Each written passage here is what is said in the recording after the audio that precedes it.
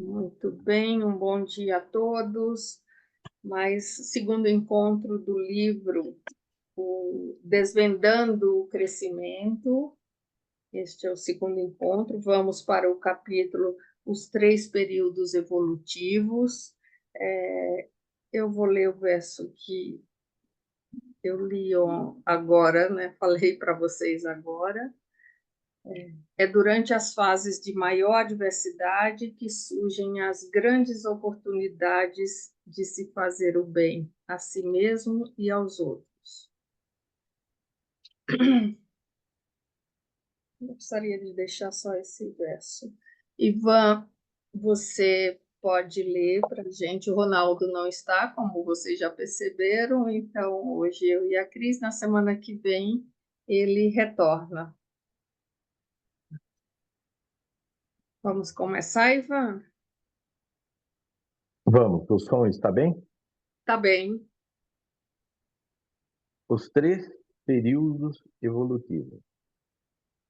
A psicologia evolutiva abrange uma área muito ampla, da qual é possível aproximar-nos dos mais variados ângulos, a fim de esclarecê-la. Numa posição como a pretendida aqui, isso obviamente só pode ser efetuado de maneira incompleta. Pretendemos, portanto, dirigir a atenção do leitor a determinados aspectos do desenvolvimento psíquico da criança, procurando um nexo orgânico entre os fatos. Nos capítulos seguintes, tentaremos descrever as fases do desenvolvimento corporal e anímico, partindo, quanto a esse último, da relação da criança com seu mundo ambiente. No segundo capítulo, trataremos dos problemas mais relevantes para a pedagogia, a partir dos critérios elaborados no primeiro. Considerando o desenvolvimento do recém-nascido até a idade adulta, 21 anos, podemos distinguir três grandes períodos.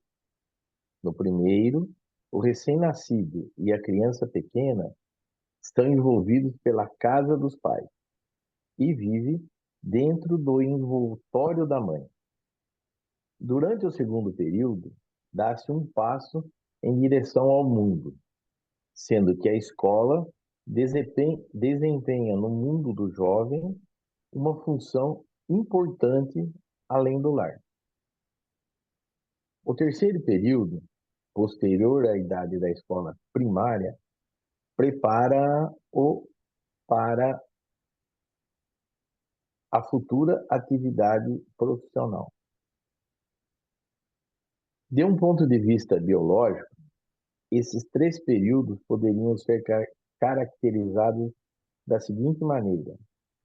Número 1, o período entre o nascimento e a troca dos dentes. 2, o período entre a troca dos dentes e a puberdade. 3, o período entre a puberdade e a maioridade. Uma observação da duração aproximada desses períodos permite-nos falar em três períodos de aproximadamente 7 anos. Dentro desses períodos, pode-se, naturalmente, observar defasagens tanto individuais quanto entre meninos e meninas. Tais defasagens ainda serão abordadas adiante, mas, apesar delas,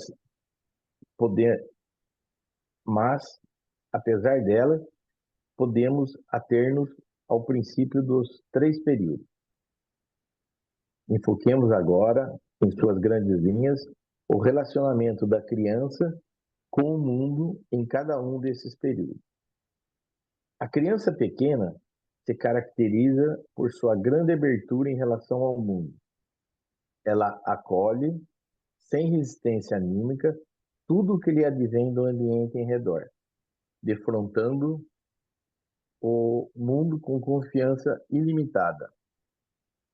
Vive no estado de ingenuidade paradisíaca, num mundo onde o bem e o mal se confundem indistintamente. Todos os órgãos sensórios da criança estão abertos. A partir de uma atividade interior, ela responde com repetição, com a imitação. Aprende a falar imitando, e é assim que as portas da vida mental lhe são descerradas.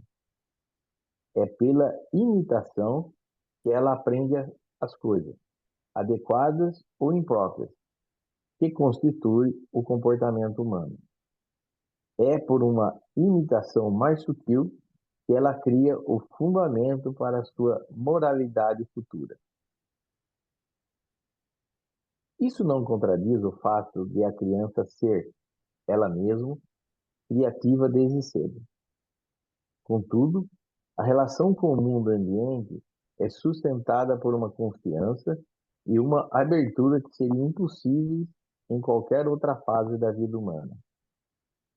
Essa diferença se evidencia claramente ao colocarmos lado a lado uma criança de, digamos, 3 anos e outra do meio do segundo período evolutivo.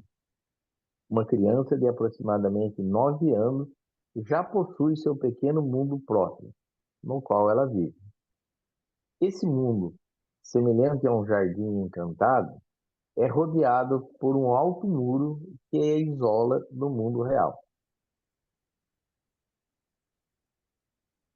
Nesse domínio próprio, a criança é um rei.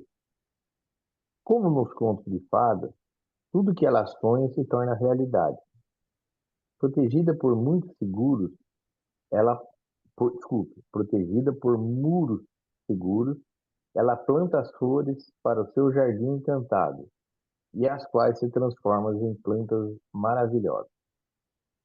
O mundo exterior entra nesse recinto apenas de modo fragmentado, sendo seus elementos recebidos no mundo interior e adaptados a ele. Nesse período, a criança tem muitos amigos. Ela está aberta a contato com outros. Porém, as amizades ainda são bastante superficiais, não atingindo efetivamente o outro. São muito mais destinadas a trazer o outro para o próprio mundo, a fim de se viver e brincar com ele. A criança é feliz em seu pequeno mundo, só sofrendo quando impressões indigestas, ao penetrarem nela de fora, não encontra o seu devido lugar por terem irrompido à força.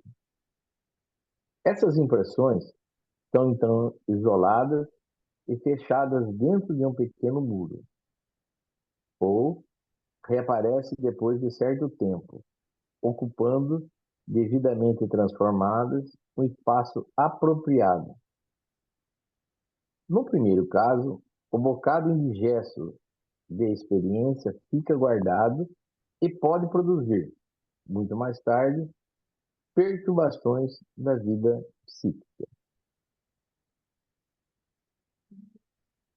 É somente no terceiro período, o começo da puberdade, que esse muro é quebrado, despedaçando-se pouco a pouco. Aí a criança enfrenta a verdadeira realidade e quer conquistá-la a partir de seu interior, o que é capaz de fazer pelo fato de, no período anterior, haver se transformado numa unidade anímica. Ela veio a conhecer o seu mundo interior, um centro do qual tudo se refere e a qual tudo se emana, seu próprio eu. Partindo desse centro, ela chega ao mundo exterior e empenha-se em submetê-lo às suas próprias normas. Torna-se socialmente ativa. As amizades que se formam nesse período são autênticas amizades, que buscam o outro como individualidade. Isso pode ser representado pelo seguinte esquema. Aí tem um esquema, né? Isso. O esquema, para quem não está com o livro, é esse aqui, ó. Tem um círculo no primeiro, em que tudo entra, né? Todas as impressões do mundo vão entrando aqui, nesse primeiro período, que vai do 0 aos 7 anos. Depois ele vai explicando aqui e a gente abre para comentar mais. Depois, no segundo período aqui, de 7 a 14 anos, em que há uma troca. Então, tem um centro e existe uma troca já. E aqui no terceiro período, de 14 a 21 anos, em que essas setas estão para fora. Ó. Aqui entra e aqui sai, e aqui estão para fora. Então, é esse o esquema que ele se refere. A gente vai ler até o final da página, porque tudo está conectado até o final desse capítulo, que tem mais 2 páginas, e aí a gente abre para comentários. Pode continuar, Ivan. Esse esquema pretende exprimir o seguinte: durante o primeiro período, a relação mais importante com o mundo exterior transcorre de fora para dentro. Todavia, as experiências adquiridas ainda não são centralizadas no eu. No segundo período, a criança é uma unidade fechada, partindo do eu como centro. Suas forças atuam até a periferia do seu pequeno mundo. O mundo exterior já não entra mais sem entrada. Apenas deixa impressões no limite exterior desse mundo, sendo absorvido somente depois de passar por um processo de assimilação. No terceiro período, a direção principal é de dentro para fora. O mundo exterior quer ser conquistado e transformado. Período de tormenta e tumulto. Aí tem um asterisco, né, que vai para o final da página. Alusão a um período de procura, de autoconsciência e autorrealização dos jovens literatos alemães na segunda metade do século XVIII. Nota do tradutor. No terceiro período, a direção principal é de dentro para fora. O mundo exterior a ser conquistado e transformado, período de tormenta e tumulto, somente depois que o indivíduo atinge a maioridade é que a direção unilateral da atividade entra em equilíbrio, já que o mundo exterior volta a penetrar no interior e no ser humano se abre novamente. É isso que conduz à experiência da vida. Podemos, pois, considerar como quarto período o equilíbrio do adulto, com a alternância entre a experiência do mundo exterior e a atividade dirigida a ele. Como esse estado só é atingido na idade adulta, foge ao âmbito desse estudo. Contudo, seria possível acrescentar a figura de um quinto período. Na velhice, a atividade em sentido externo diminui, enquanto aumenta a receptividade para o mundo. Surge o estado de uma sabedoria serena, característica do ancião sadio.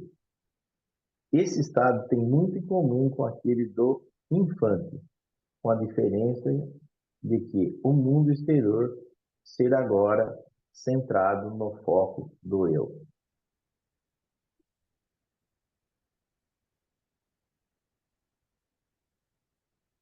Seguimos? Vamos continuar, porque aí já tem mais um pouquinho, aí a gente já abre para perguntas.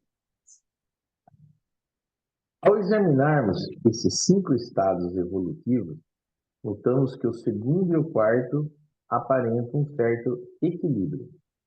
Essas fases têm um nexo. E no decorrer das explanações a seguir, veremos que a segunda fase em particular constitui um preparo para a quarta. A segunda fase é a enjeitada da psicologia infantil. Se examinarmos a abundância das publicações relativas tanto à primeira fase quanto à puberdade e aos anos seguintes, constataremos quão poucas referências existem ao período intermediário. Na psicologia analítica, esse período de equilíbrio costuma denominar-se período latente, parecendo merecer pouco interesse e acrescentar poucos fatos marcantes devido à sua homogeneidade e ao seu equilíbrio interior. É bem verdade que a esse período se deve aplicar um método diferente de investigação. Também a psicologia experimental, que descobre muitos fatos interessantes, principalmente no primeiro período, se torna inócua quanto ao segundo, devido ao seu muro impenetrável. Apenas a psicopedagogia e a metodologia do ensino de primeiro grau ocupam-se da assimilação das matérias curriculares oferecidas, entre aspas, por outras pessoas. No terceiro período, o adolescente volta a manifestar-se de maneira desembaraçada. Assim, o mundo exterior pode novamente cientificar-se de que se passa da alma juvenil durante e após a puberdade. Isso, porém, não significa, em absoluto, que não exista, durante aquele período, latente, entre aspas, acontecimentos evolutivos, pelo menos tão importantes quanto durante os períodos anterior e posterior. As explanações acima constituem apenas um grosseiro esboço das três grandes fases do desenvolvimento. No fim de cada período, já surge elementos do próximo, que se encontra em preparação. Sendo assim, tanto existe um período de transição entre a fase da criança pequena e da criança escolar, como também uma pré-puberdade, quando essa última já se anuncia. Todos esses pormenores serão abordados nos próximos capítulos. Até esse ponto, os períodos evolutivos foram descritos sob um enfoque social. Considerando a própria criança, pode-se chegar a uma caracterização um pouco diferente das três fases. Durante a primeira, a criança quer principalmente imitar. Durante a segunda, é a vida dos sentimentos que se desenvolve. Durante a terceira, o adolescente conquista o mundo das ideias. Todo psicólogo que investiga as leis da evolução infantil chega a uma divisão em certos períodos evolutivos. Esses diferem diversos pesquisadores pelo fato de cada qual partir de outros pontos de vista, observando com isso outras funções. As divisões são, em geral, corretas do ponto de vista escolhido. Todavia, são incompletas por faltar-lhe uma sinopse esclarecendo como os diferentes períodos de vista se fundem num todo mais abrangente. É por esse motivo que nesse livro tomamos por tarefa tratar do desenvolvimento sob muitos ângulos diferentes, colocando sempre lado a lado as diversas regularidades evolutivas que daí decorrem. O critério da relação entre o mundo interior e o mundo exterior conduz à divisão em períodos de 7 anos, coincidentes com o desenvolvimento biológico. Quando se estuda as funções específicas do pensar, do sentir e do querer, descobre-se outros períodos evolutivos. O mesmo é válido ao se investigar a evolução do eu e da memória. Somente da totalidade desses critérios pode nascer uma visão abrangente que faça jus às diversas influências recíprocas. Dela surge, então, uma imagem dinâmica, comparável a um filme reproduzindo o desenvolvimento de uma planta, na qual se desenrola aos poucos, em poucos minutos, diante dos nossos olhos, um crescimento que na realidade dura meses. Aí se vê nascer folha após folha. Tem-se uma visão acelerada das fases de crescimento rápido e vagaroso. Vêm-se aparecer botões e abrir-se flores.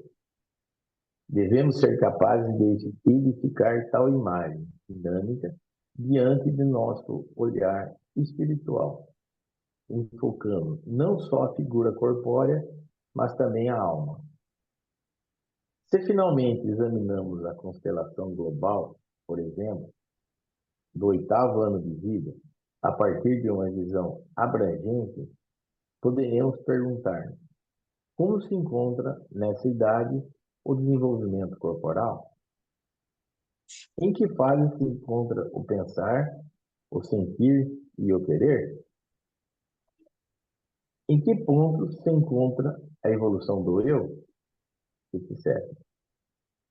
Só então teremos os fundamentos necessários para produzir o currículo adequado e as medidas pedagógicas acertadas, verificando, em seguida, em que proporção de uma pedagogia intuitiva agiu corretamente ou não.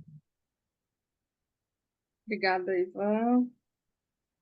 Então, ele vai falando do ponto de vista, né, o crescimento da criança, e dentro da parte anímica, novamente essa imagem aqui, que ele dá, como é esse desenvolvimento. Então, nesse primeiro momento, a criança recebe aqui, 0 a 7 anos, veja, as flechas estão tudo indo em direção ao centro.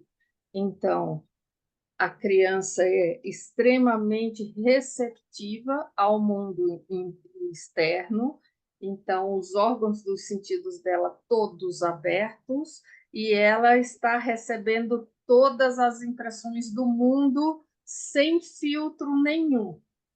Então ela recebe o bom e o mal, né, de todas as formas, e essa é a base para a moralidade, como ele diz, da vida adulta, porque ela está recebendo indistintamente todo o conteúdo anímico em volta, né? Se ela está num mundo que oferece a confiança, onde o mundo é bom, onde ela recebe calor, carinho, atenção, amor, essa vai ser a base para a confiança na vida, né, quando ela estiver na vida no adulto. Se ela não recebe boas impressões aqui, isso também fica tudo carimbado ali. E isso vai ter também consequências para a vida, né, posterior. No segundo período, ele fala dessa troca, então a criança tem esse centro, mas ela está encerrada no muro. Ele fala até no muro de um. A criança é um rei, né? Ela diz, ela está protegida por muros seguros, plantas e flores no seu jardim encantado. Então, essa troca com o mundo já vem com um certo filtro, né? Ela vai todas as impressões do mundo, e o que ela não digere depois fica guardado, e ela vai reproduzir mais tarde na vida psíquica dela, com algumas questões. Então, tem essa troca. Aqui, a figura dos pais vai representar essa autoridade amada, e principalmente dos professores, que é essa troca. Então, imagine no primeiro período, muitas vezes no jardim, ou no maternal, ou na creche, a criança está recebendo todas as impressões do mundo através do adulto que cuida dela. Nesse segundo período, ela já faz um certo filtro, né, dessa proteção, mas tudo que ela não digere depois, ela traz nesse mundo psíquico. E no terceiro período, que é essa troca, né, da puberdade já, é como se o adolescente ele tivesse uma plaquinha, né, dele, fechado para reforma, ou me deixe em paz. Então, é como se ele trouxesse isso, e aí o eu dele ali já começa a aparecer no mundo. E quando o eu aparece, pode ser que venha para esse adolescente com muita vergonha. Então, essa troca, né, que ele traz já aqui a partir desse eu. E ele faz essa correlação entre o segundo período e o quarto, como se fosse um espelhamento, o que acontece nesse segundo período, né, e esse quarto ou quinto período, como esse quinto espelhamento. Com todas as fases aqui de 0 a 21 anos, como consequência o que vai ter de espelhamento mais para frente. Queria ouvir vocês como que o que essa leitura trouxe, algumas dúvidas ou algumas questões que venham a ter.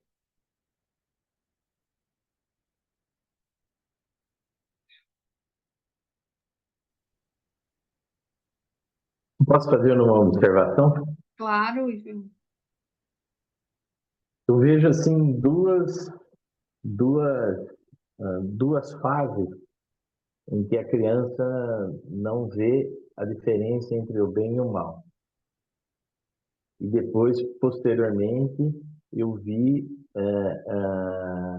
lá nos 28, 35 anos, quando fala da formação da índole, eu vi alguns casos, né, de pessoa no trabalho. Toda hora eu volto a falar no trabalho, porque realmente eu fico observando no trabalho, né?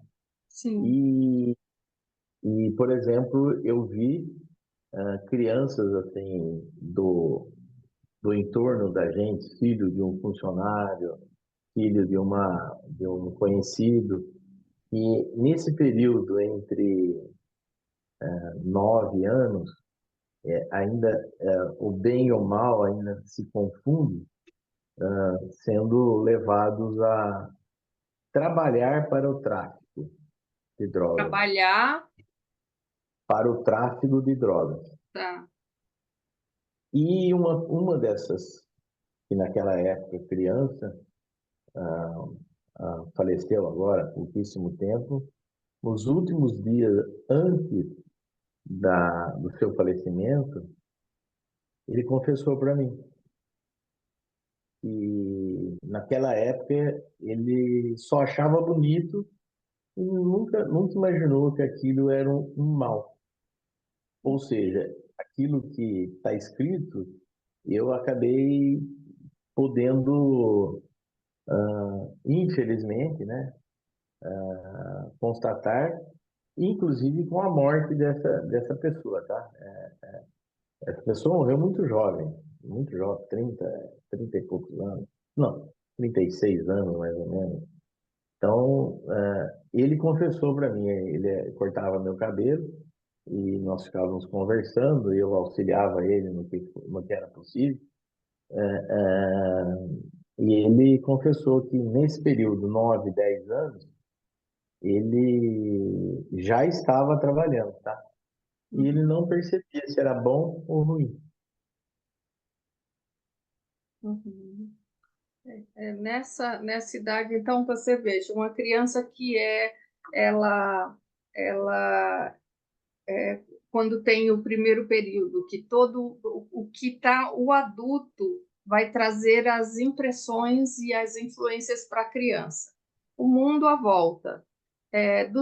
Você se refere ao período de 7 a 14 anos, né, no segundo período, que é essa troca, que ainda tem essa fantasia, né, esse mundo mais fantasioso da criança. E ela realmente ela não vai distinguir muito desse bem e desse mal. Então, se ela ela vive numa casa de traficantes ou da família que tem como norma o roubo, normalizado o roubo. Então, ela vai crescendo acreditando que isso é o que é comum, digamos, é o que vai dando para ela esse senso para a vida. Então, só mais tarde é que ela pode ter essa distinção de bem e mal. Mas se ela cresce nesse ambiente, para ela isso é normal, né? Embora ela possa ter o mundo externo como é uma troca, né? Ela está nesse período de troca, o mundo externo vai dando alguns sinais para ela. Então, veja, o mundo é bom, o mundo é belo, que é o segundo setênio, o mundo é verdadeiro no terceiro setênio, que é a característica, né, desse período. O que vai impregnando no psíquico da criança? Quais normas, costumes e valores no segundo setênio vão sendo apresentados para a criança. Então, se ela cresce onde o tráfico é normal, a norma, costumes e valores está sendo impregnado, porque o aprendizado aqui é pelo que ela observa já do adulto. A imitação é no primeiro período, a experiência do adulto, né, é nesse segundo, no exemplo, experiência não, o exemplo dos adultos em volta é que vai dando para ela as normas, costumes e os valores. Então, qual é o exemplo que ela tem à volta dela no mundo? É esse o exemplo? Ela vai entrando nesse universo, porque ela ainda não tem esse eu presente que vai distinguir, né, essa forma. É muito. Aí a gente vai olhando o quão sério é essa formação, né, que vai sendo dado para a criança. E o quanto essa formação, quando ele vai para a vida adulta, né, que ele finaliza aos 21 anos o processo de educação e que ele vai para o grande período de autoeducação, que é de 21 a 42 anos, que ele vai precisar rever tudo isso. Como que esses 3 primeiros períodos vão trazer para ele? O que ele vai precisar rever na sua história de vida? Quais são as experiências e os que vêm para ele como forma de ele fazer essa grande transformação? Porque a biografia essa é a grande jornada de iniciação. Eu ganho uma bagagem de 0 a 21 anos e de 21 a 42 eu tenho que transformar essa bagagem. Então, o que eu recebi lá? A gente vê muitas pessoas que nasceram em ambientes que não foram favoráveis, mas que fizeram uma transformação. Veja aquele rapaz que ele sempre traz na biografia do Gerando Falcões, não sei se vocês conhecem, não lembro agora o nome dele. É um rapaz que foi criado nessa periferia e desde cedo, mesmo naquele ambiente, né, de violência, ele criou esse grupo que chama Gerando Falcões. Vocês podem. Deixa eu pegar aqui o nome dele. É maravilhosa a história desse jovem e o quanto ele transformou o mundo daquele lugar em que ele viveu, e grandes empresas investem nele para essa transformação do mundo. E ele foi criado neste lugar, chama Edu Lira. Ele tem um impacto no mundo, na sociedade, já na nível de mundo muito grande, e ele foi criado num ambiente completamente inóspito. Então, a gente vê também uma individualidade que desponta a partir dali, daquele local, mesmo nessa criação, e o quanto tem de transformação, né, nesse lugar. Ô, Márcia, o quanto... Ah, desculpa. Para não ficar uma situação assim, que eu falei uma coisa, esse menino saiu do tráfico, tá? Sim, sim. levou uma vida praticamente normal. Ele saiu do tráfico, mas não saiu do vício. Eu defini bem assim nos últimos dias, em conversa com ele, eu falei, você percebeu o ruim, mas não conseguiu se curar, né? Ou seja, o Sim. vício dele. Não, não. E ele acabou falecendo por conta do vício, tá? Mas assim, trabalhou a vida inteira, normal, normal. Teve uma menina, a esposa separou dele por conta do vício, né? E, de vez em quando ele, entre aspas, a gente falava que ele caía no vício, né? Sim. Ficava 3, 4 dias. A gente ia lá, marquei para segunda-feira, ele não estava, aí ele mentia, falava que tinha ido num lugar, tinha ido. Mas veja bem, ele saiu do tráfico. Exatamente o que você falou foi porque a família dele era de trabalhadores, só que o vizinho era traficante, o vizinho. Então, o vizinho tinha televisão, o vizinho tinha carro, os meninos tinham brinquedos, ele não tinha. Quer dizer, então, essa atração aos 9, 10 anos foi do vizinho que era traficante. E ele falou para mim, assim, nos últimos tempos, ele falou quem era, tudo, né? Eu só fiz a observação que ele saiu do tráfico, mas Sim, não saiu do. do vício. Sim. Fica, Patrícia. Não, eu ia falar justamente isso, assim, né? Quanto parece que mesmo com esse desenvolvimento desse eu, precisaria ter muitos outros temperinhos, né, junto para poder despontar uma individualidade e um eu, porque eu acho que é a impressão que eu tenho, né? Eu não conheço, mas que fica o desafio se torna muito maior quando você vive num meio assim, né? Esse eu parece que a força que tem que ter de um eu, do verticalizo eu lá que o Túlio brinca, né? Uhum. Parece que é um pouco.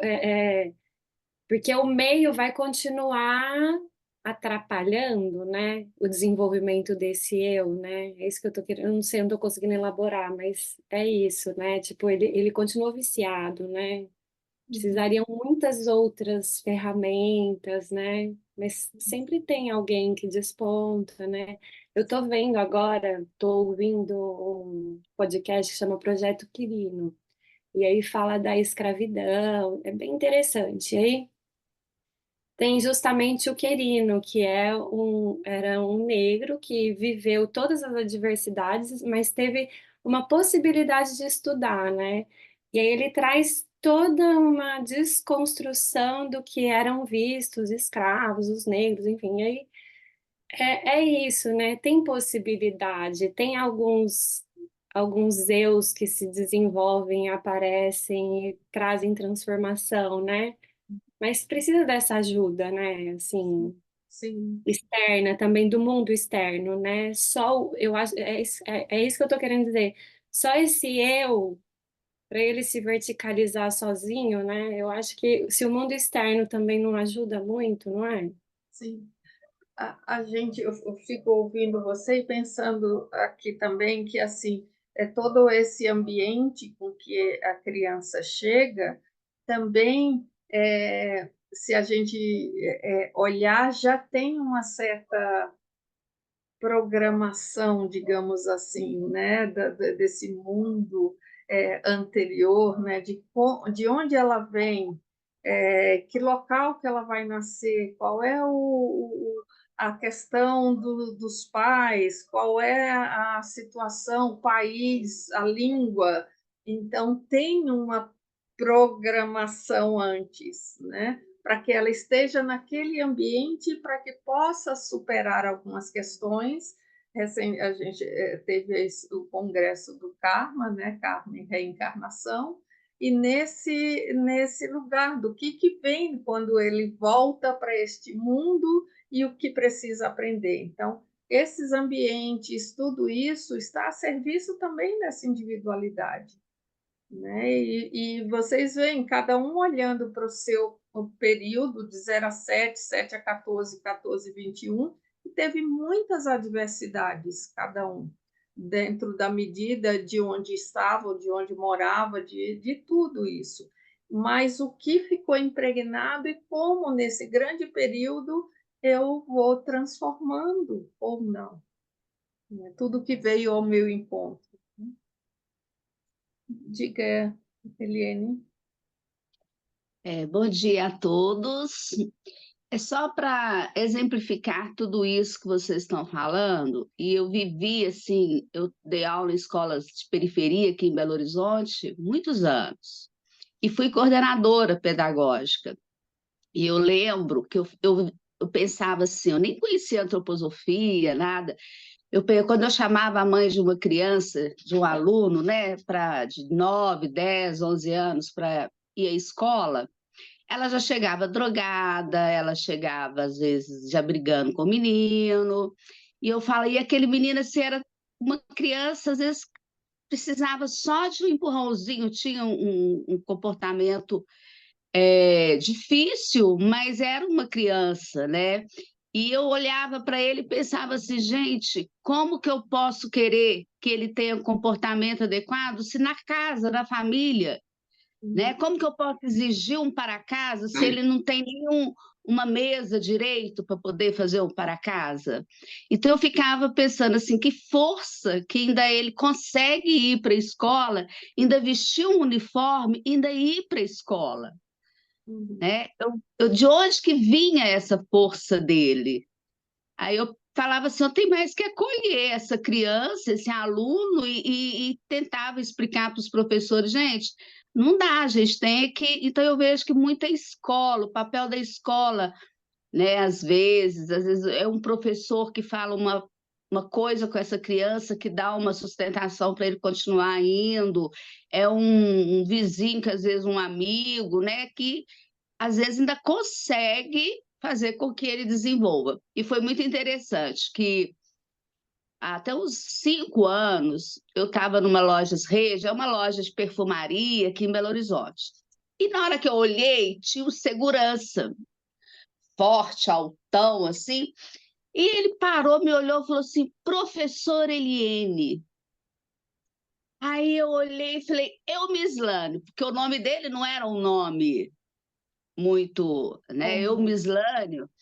E ele falou assim: não, professora, daquela nossa turma, quase todo mundo foi embora. Os que não foram estão presos.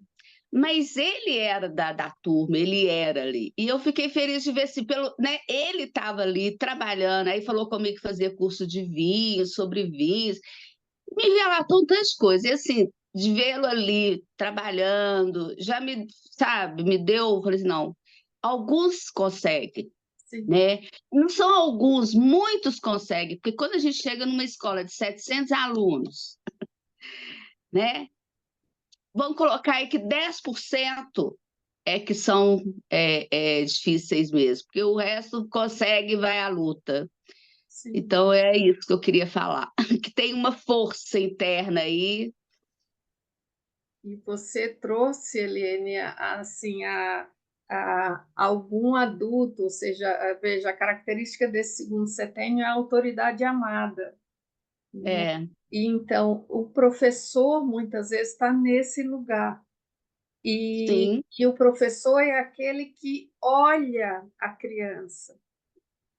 Então, que dá, que acorda, né, que reconhece, que vê a criança além do que é o comportamento dela, né? E muito do que é do temperamento disso está também, tendo o apoio desse professor, essa criança pode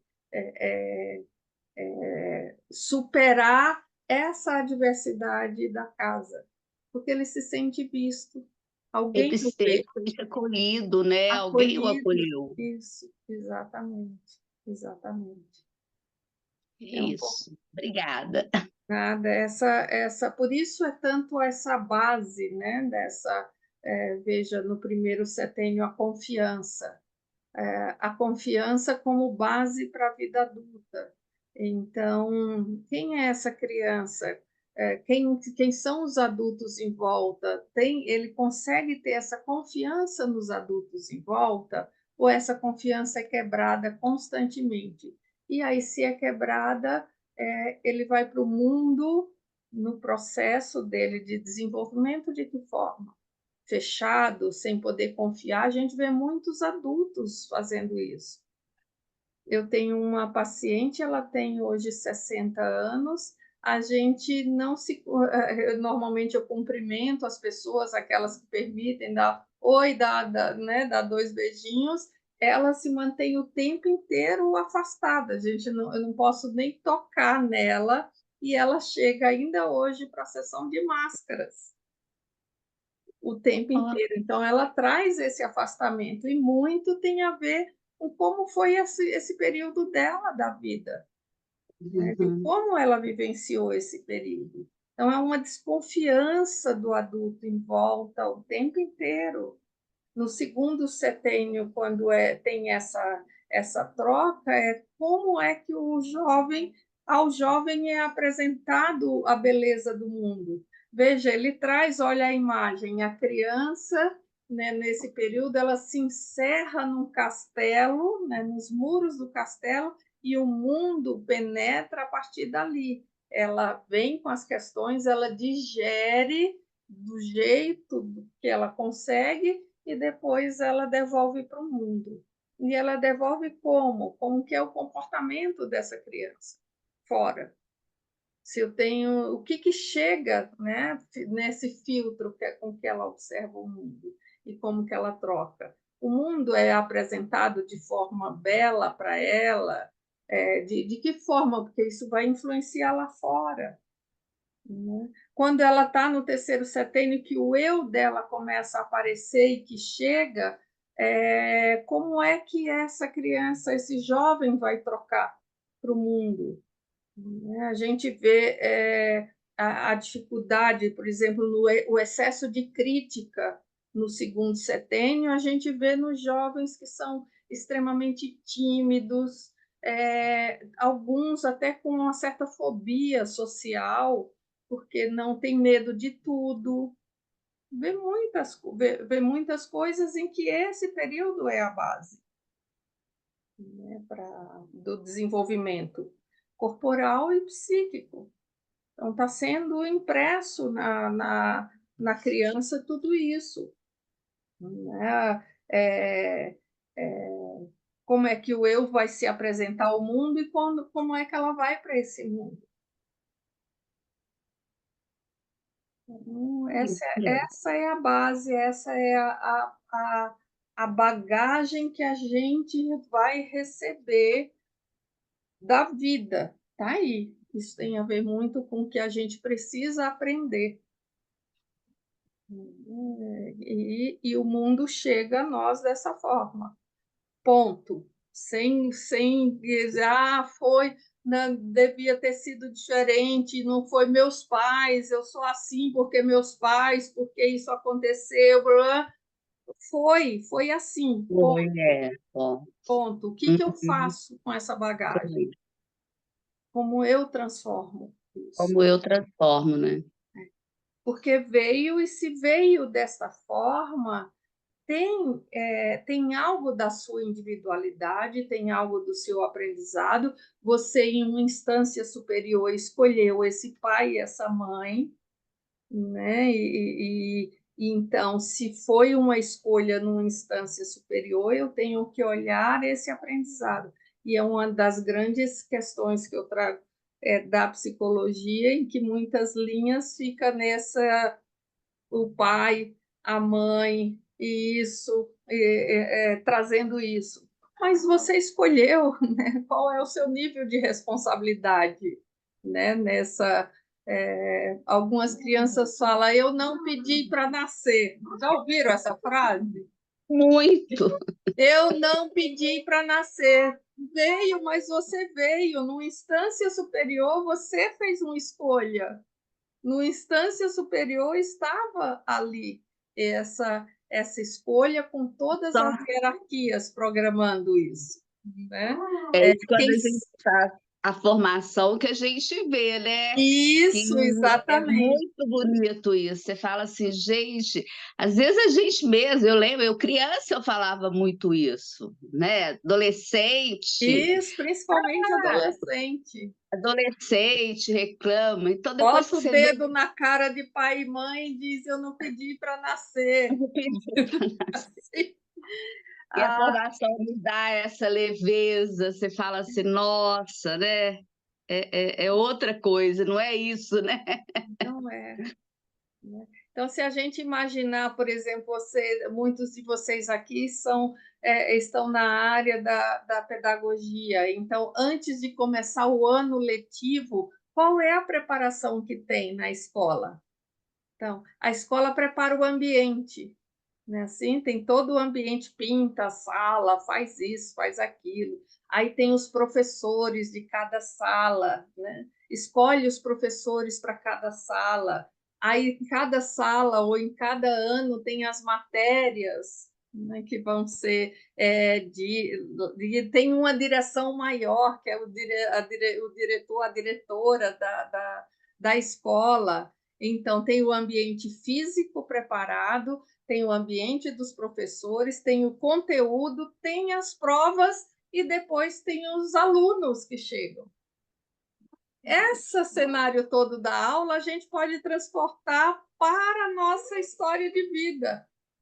Antes da gente chegar, é preparado o ambiente físico, é preparado pais, é preparado professores, lições que a gente tem que aprender, amigos com que a gente vai contatar, situações.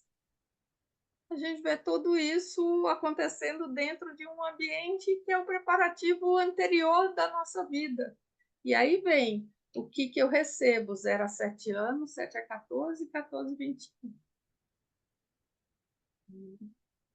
Nesse lugar. Então, vem dessa noção. Qual foi a palavra, Cris, que a gente estava conversando, que te deu a vivência que você disse do Congresso? Responsabilidade, sempre. Essa é a palavra. O que eu faço com o que veio, com o que fizeram de mim. O que eu faço com o que veio ao meu encontro. Algumas pessoas conseguem passar de ano na escola. Outras pessoas precisam repetir 1, 2, 3, 4 vezes. E nessa situação também.